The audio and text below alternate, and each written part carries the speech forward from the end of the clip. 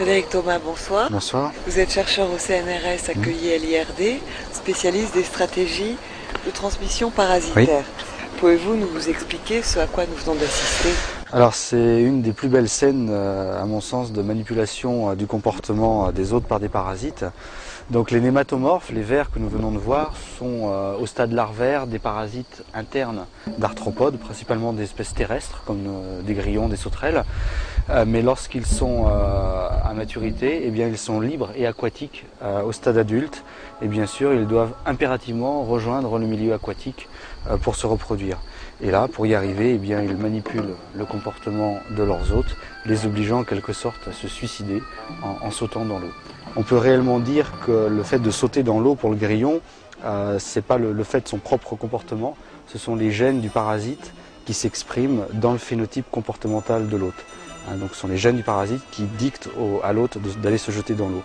Donc pour étudier ceci, nous avons choisi d'utiliser comme outil la protéomique avec l'étudiant en postdoc David Biron qui est dans mon équipe. Donc nous avons appliqué ces techniques-là. Vous l'avez vu, c'est un macroparasite, on peut vraiment le dire. Et ceci nous permet donc d'étudier simultanément le protéome de l'hôte et du parasite à 3 instants stratégiques du phénomène, avant, pendant et après.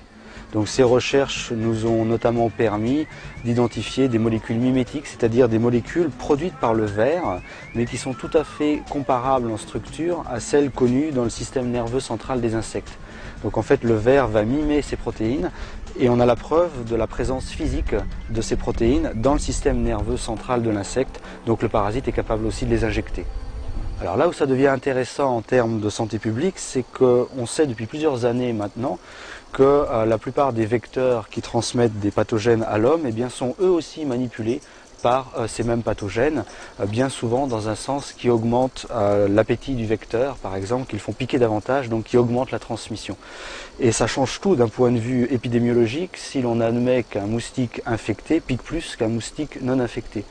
Ça change tout également si l'on admet qu'un hôte infecté est plus attractif pour un vecteur. Voilà, donc ces recherches sont tout à fait transposables sur d'autres modèles. On le fait d'ailleurs, puisqu'au travers d'une collaboration avec l'équipe de Gérard Cuny et Sophie Ravel, nous appliquons la même philosophie de recherche au modèle mouche tsetse maladie du sommeil. On travaille également avec moustiques malaria et à terme, on espère également travailler sur les triatomes et la maladie de Chagas. Très bien, merci beaucoup.